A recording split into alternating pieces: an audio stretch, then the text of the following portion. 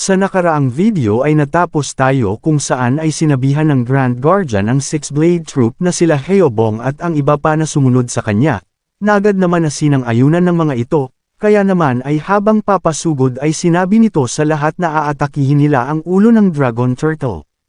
Matapos ay agad naman na nagsagawa ng isang malakas na teknik ang Grand Guardian at ito ay ang 24 Demonic Sword Technique Final Technique, Sword Sect Sword Scenery, na sinundan naman ni Heobong at ito ay ang Illusion Sword Technique Ultimate Technique, Illusory Martial Sword, na agad naman na ipinatama ng dalawa upang magsanhi ito ng malakas na resulta sa muka ng malaking halimaw. Matapos ay inutos ng Grand Guardian sa iba pa na ipagpatuloy ng mga ito ang mga pag-atake. Kaya naman dahil dito ay agad na naghanda ang dalawa ng kanilang malakas na pag-atake at ito ay ang Destructive Axe Sect Ultimate Technique, Wind-Forming Axe ni Ho Sang-hwa, at ang Demon Fist Sect Ultimate Technique, All-Piercing Fist ni Wang Hul, na sinundan pa ni Samachok ng kanyang Warrior Dance Sect Ultimate Technique, Blooming of 100 Flowers, at ng Westgate Sect Ultimate Technique, Force of the Divine Sword ni Cho Taekjem.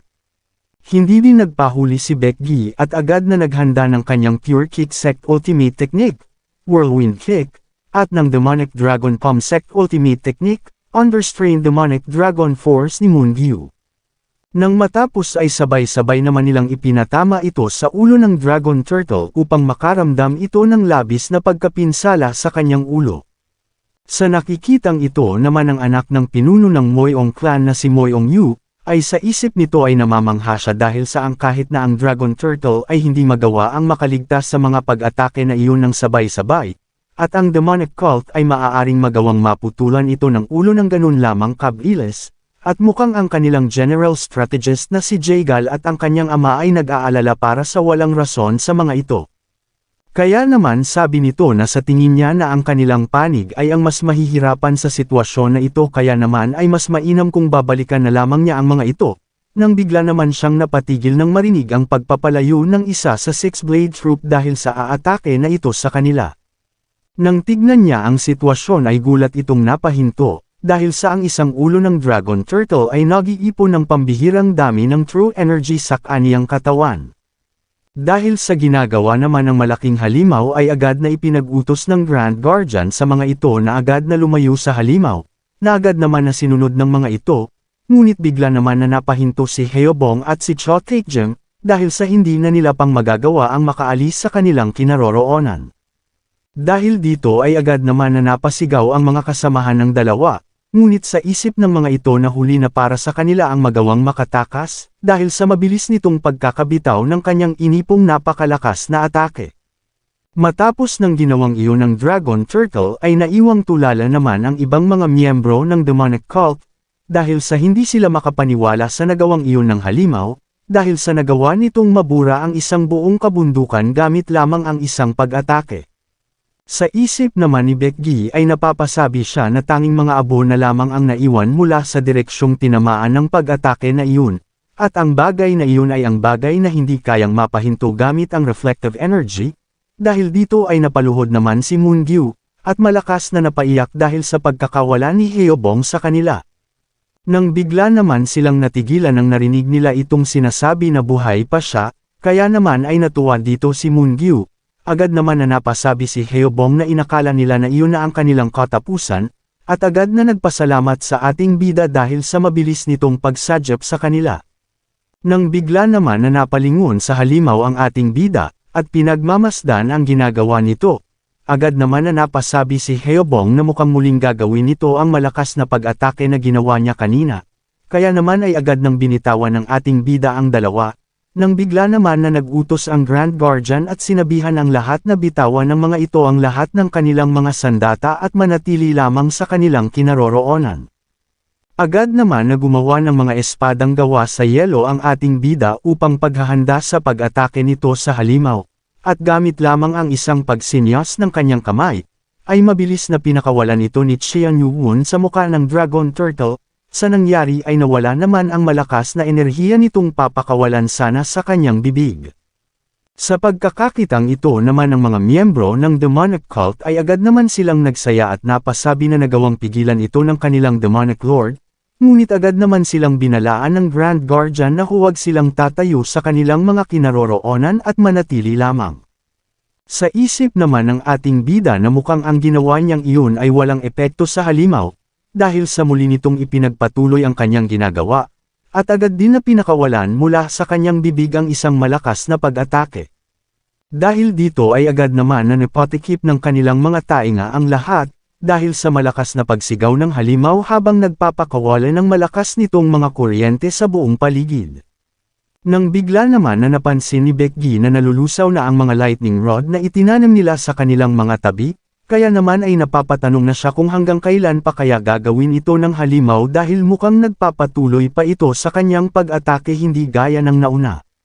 Nang bigla naman na sinabihan ang ating bida ng nanomachine na ang mga lightning rod ay hindi na kinakayanan ang mas higit pa dito, kaya naman dahil dito ay napasabi siya na ninais nitong burahin ang dragon turtle na ito gamit lamang ang kanilang magandang taktika nang hindi ginagamit ang kanilang buong lakas, ngunit mukhang masyado niyang minaliit ito. Sabi pa nito na lahat sila ay magagawa na nitong makuryente sa ganitong kalagayan, at ang mga pag-atake ng mga kidlat nito ay masyadong malawak upang gumamit siya ng kanyang formless sword technique, kaya naman ay tinanong nito ang nanomachine na kung mayroon pa bang paraan upang magawa niyang matapatan ang kanyang mga pinapakawalang malalakas na kidlat. Kung umabot ka na sa parte ng video na ito ay maari lamang na i-click ang like at super thanks sa baba bilang pagsuporta. Maraming salamat. Sabi naman ng nanomachine na kapag ang heat energy ay mas mataas, ay ang rate kung saan ay ang mga atom ay nagba-vibrate ay mas tataas, at ito ay makakaapekto sa paggalaw ng mga electron sa paligid, dahil sa hindi ito magawang maintindihan ng ating bida ay sinabihan nito ang nanomachine na kung maaari ba niyang maipaliwanag ito sa kanya sa madaling paraan. Sabi naman ng nanomachine na kapag mas mataas ang heat energy ay ang pagdaloy ng kuryente ay mapapababa. Subalit sabi nito na maaring maging delikado ito dahil sa ang mga kidlat ng halimaw ay labis na malakas. Dahil dito ay napasabi na lamang si Qian Yuwon na kailangan niyang gawin ito kahit pa napakapanganib nito. Agad naman siyang pinigilan ni Moongyu dahil sa mukhang alam na nito ang gagawin ng ating bida, ngunit sinabihan naman siya nito na huwag siyang lalapit sa kanya, kaya naman ay gamit ang pagkumpas ng kamay nito, ay agad niyang pinaalis ang lahat ng nakapalibot sa kanyang kinaroroonan, dahil dito ay nagulat naman ang lahat sa ginawang ito ng ating bida. Matapos ay nagpalabas naman ito ng malakas na enerhiya, na agad naman na ipinalibot nito sa kanyang buong katawan. Sa nangyari ay nagulat naman dito si Samachok dahil sa ito ay isang black flame at ito ay nasa ibang level kumpara sa ipinakita sa kanila ni Heobong. Masaya naman na napapasabi si Heobong na malamang dahil sa ang pinag-uusapan nila dito ay ang kanilang Demon Lord. Sa isip naman ng ating bida na totoong nakakaramdam siya na hindi na siya masyadong naaapektuhan ng mga kidlat gamit ito. Bagamat nararamdaman pa din niya ito, ay kaya naman niyang matiis ito, nang bigla naman na napasigaw ang halimaw, at mas tinindihan pa nito ang pagpapakawala ng malalakas na pagkidlat, upang ang kanilang mga lightning rod ay unti-unti nang matuno dahil sa lakas ng mga kuryenteng natatanggap nito, at hindi din nagtagal ay bumigay na ang iba sa mga ito upang magawang matamaan ang ibang mga miyembro ng demonic cult na malapit dito. Sa isip naman ng ating bida ay mukhang nararamdaman ng dragon turtle ang enerhiya ng ibang mythical creature na nagmumula sa kanyang katawan kaya naman ay gumagamit ito ng mas malakas pa na enerhiya, at maaaring mamatay ang kanyang mga kasama kung hindi pa siya magmamadali na kumilos para burahin ito. Nang bigla naman na naghanda ang malaking halimaw upang atakihin na ang ating bida, kaya naman sabi nito na dito na nila tatapusin ito gamit ang pakikipagsabayan ng kanilang mga malakas na pag-atake sa isa't isa. Dahil dito ay agad din na naghanda ng malakas na pag-atake ang malaking halimaw kontra sa ating bida, ngunit agad naman na ginamitan ito ni Qian Yuwon ng kanyang void capture, upang magawang may pusara ang bibig ng malaking halimaw at mapahinto.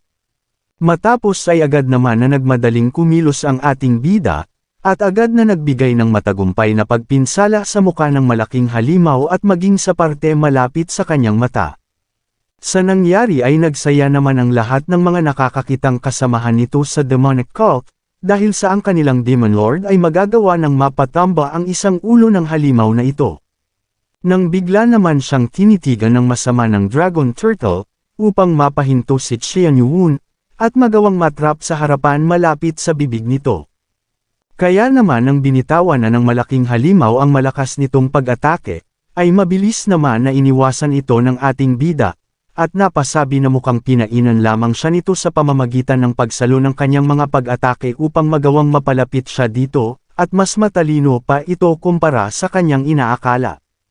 Matapos ay muling naghanda ang malaking halimaw ng kasunod nitong malakas na pag-atake. Kaya naman ay habang papasugod dito si Qian Yuan ay napapasabi ito na hindi na ito pa muling makakapaghanda ng kontra-atake laban sa kanya.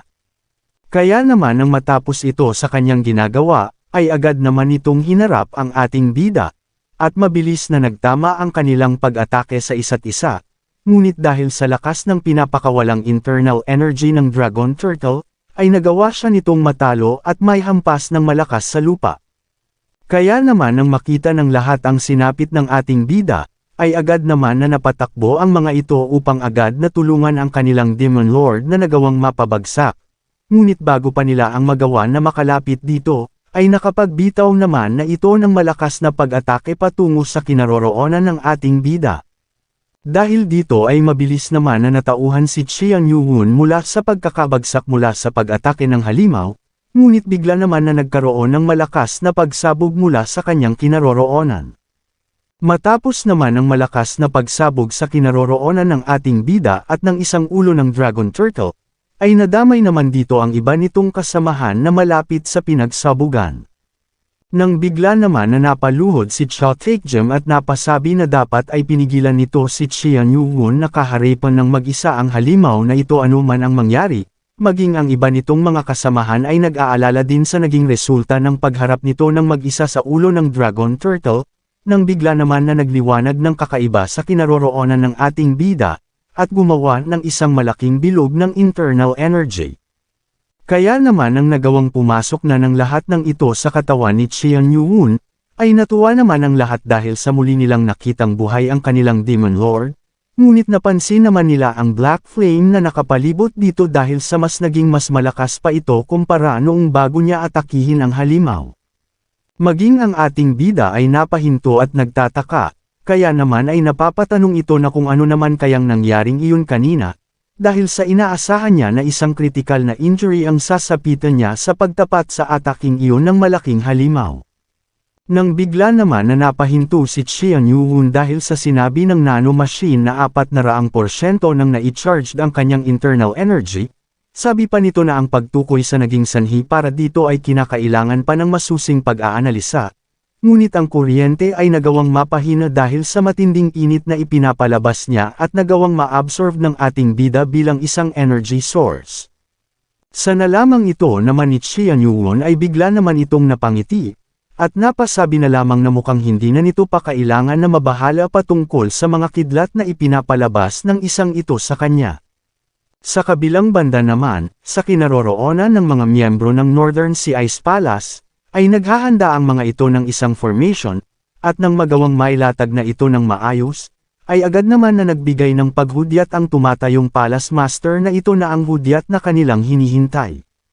Kaya naman ay agad na sinunod ng lahat ang utos niyang ito, at agad na pinakawalan ang kanilang malakas na formation sa pag-atake, ang Ice White Divine Palm 5 Technique, Ice Heaven White Flow, ngunit dahil sa ginawa nilang iyon ay mas nagalit lamang ang malaking halimaw na nasa kanilang harapan.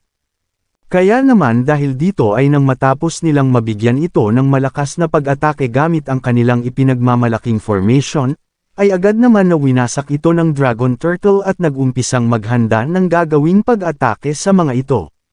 Dahil dito ay napasabi naman ng First Elder ng Northern Sea Ice Palace na mukhang mas ginalit pa nila ang halimaw na ito dahil sa ginawa nilang iyon, ngunit hindi naman siya pinansin pa ng kanilang tumatayong Palace Master at agad na nag-utos na ihanda na nila ang kanilang Ice White Space. Kaya naman ang bitawan na ng halimaw ang pag-atake nito, ay agad naman na naisagawan ng mga miyembro ng Northern Sea Ice Palace ang kanilang teknik na Ice White Space at nagawang salagin ang pinakawalang kidlat ng Dragon Turtle.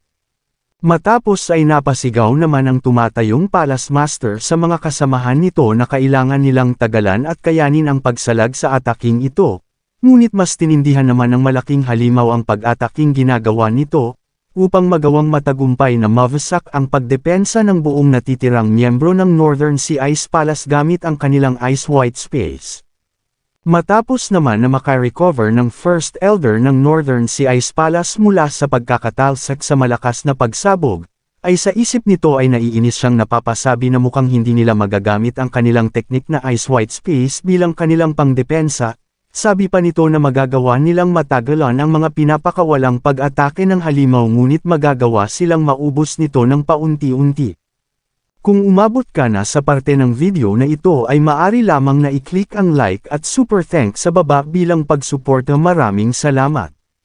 Nang bigla naman itong nagulat dahil sa pagdating sa kanyang tabi ng kanilang tumatayong Palace Master.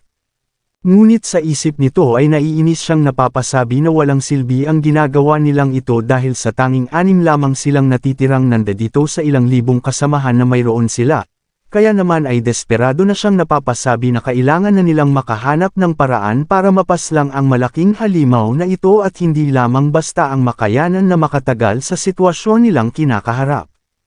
Nang bigla naman siyang muling napatanong na kung sa papaano naman nilang magagawang makatago sa makakapal at matitibay nitong mga kaliskis upang magawang makapasok ang kanilang mga pag-atake, o kahit man lang ang makapagbigay ng matinding pinsala dito. Dahil dito ay napasabi na lamang siya na wala na silang magagawa pa kung hindi ang ulitin ang kanilang ginawa upang magawang makakita ng pagkakataon. Ngunit nang nagutos naman siya sa kanyang mga kasamahan ay bigla naman siyang natigilan dahil sa may kung sino ang nagpadala sa kanya ng isang sound telepathy at tinatawag siya nito. Matapos ay nagpakilala ito at sinabi na siya ay ang General Strategist ng Murem Alliance at may nais itong ipaalam sa kanya agad. Sa nangyari ay natigilan naman siya at sumang-ayon sa sinasabi ng General Strategist na si Jagal. Kaya naman sabi nito na alam na niya kung ano ang kahinaan ng kanilang kinakalabang mga ulo ng Dragon Turtle, dahil dito ay nagtatakang napatanong ang tumatayong Palace Master ng Northern Sea Ice Palace sa General Strategist ng Murem Alliance na kung ano naman ang patungkol sa kahinaan ng malaking halimaw na kanilang kinakaharap ngayon.